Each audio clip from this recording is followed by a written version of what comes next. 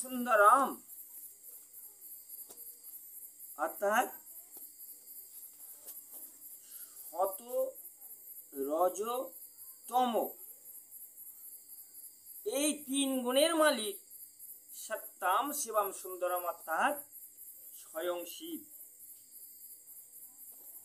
শতগুণ, রজগুণ, তমগুণ, তাহলে যাহা সত্য তাহাই কিন্তু শিব। তাহলে আমরা এখানে কি পেলাম? যাহা সত্য তাহাই কিন্তু শিব। তাহলে সত্য আমরা শিবকে পেলাম। আর যাহা শিব তাহাই কিন্তু সুন্দর, তাহলে সৌন্দর্যও আমরা শিবকেই পাইলাম। তাহলে শিব কথার আর এক অর্থ মঙ্গল। তাহলে শিব কথার আর এক অর্থ মঙ্গল। তাহলে যেখানে শিব পুরাণ পাঠ, শিব কীর্তন হয়, সেখানেই মঙ্গল হয়। অর্থাৎ শিব পরম মঙ্গলময়। শিব পরম মঙ্গলময়। শিবের প্রথম আবির্ভাব জ্যোতির্লিঙ্গ রূপে, তাই তিনি লিঙ্গ রূপে সবিশেষ পূজিত হন। স্বয়ং পিতামহ বলিয়াছিলেন যে আমি কিংবা বিষ্ণু কেহ শিবের পরমাভূত তত্ত্ব সম্পূর্ণ রূপে অবগত নহি।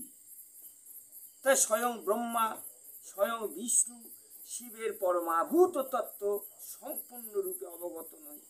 আমরা তো সাধারণ মানুষ, শিবের এই পরমাভূত তত্ত্ব কি প্রকারে জানিব? তাহার আদি নাই, তার অন্তও নাই, তার ক্ষয়ও নাই। তাহলে শিবের আগে কেহ নাই, তার অন্তও নাই, আবার তার ক্ষয়ও নাই। স্বয়ং শিব বলিয়াছিলেন যে আমি জগতেরই হর্তা, আমি জগতেরই কর্তা, আর আমি জগতেরই বিধাতা। আমার লিঙ্গই সর্বদা পূজ্য। লিঙ্গ রূপে আমার পূজা করলে আমি প্রসন্ন হই এবং বারংবার সকল প্রকার অভীষ্ট ফল দান করিয়া থাকি। তাহলে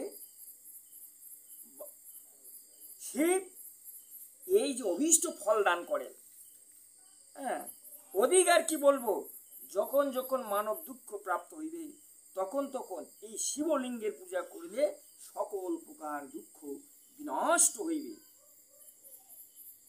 কি বিষ্ণু, কি ব্রহ্মা, কি সর্বদেবগণ, কি সূর্য, কি চন্দ্র, কি সকল গ্রহগণ, শুভ গ্রহগণ, শুভাশুভ গ্রহগণ, কি পর্বত, কি নদী, কি বৃক্ষ, কি বৃক্ষাদি, কি তৃণ, যাহা কিছু দেখা যায় সকলে এই শিব হইতে সৃষ্টি আছে। জয় জয় শিব পুরাণ পাঠ মহানন্দে।